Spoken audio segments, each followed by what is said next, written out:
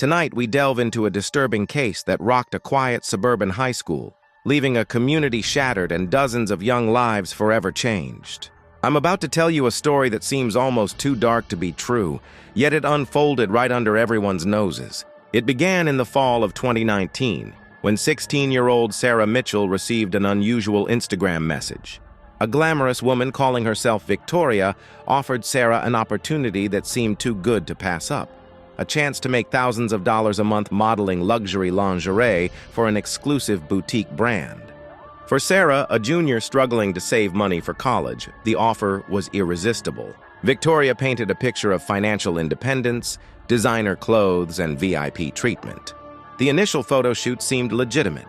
Professional lighting, makeup artists, and a sophisticated studio setup. Sarah earned $500 that day, more money than she'd ever held in her hands. But this was just the beginning of a carefully orchestrated trap.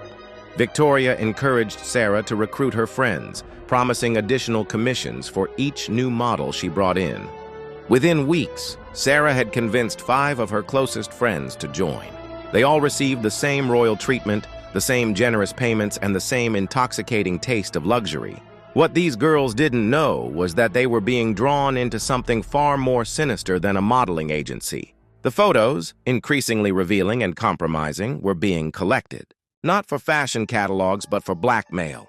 By winter, over 30 girls from Riverside High had been pulled into the scheme. The pattern was always the same.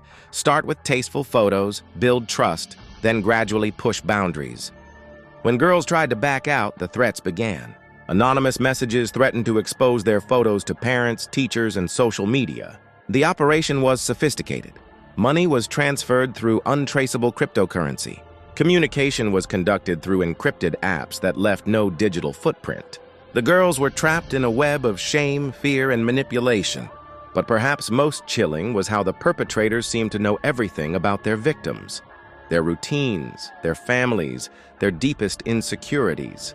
This wasn't just an online scam. Someone was watching these girls in real life. The scheme finally began to unravel when Emma Cooper, a sophomore, broke down during class. Her confession to a trusted teacher set off a chain reaction, revealing the full scope of the operation. But by then, Victoria and her associates had vanished, leaving behind a trail of traumatized teenagers and baffled investigators. The FBI's investigation revealed disturbing patterns. Similar schemes had targeted schools across 3 states. The masterminds seemed to have connections to international trafficking networks. Bank records suggested millions had been made, but the money had disappeared into a maze of offshore accounts. To this day, the true identity of Victoria remains unknown. Security footage from the studio turned out to be digitally altered. The rental agreements were made with stolen identities. The professional staff, makeup artists, photographers, assistants, seemed to have been hired through legitimate agencies, but none remember anything suspicious about their employers.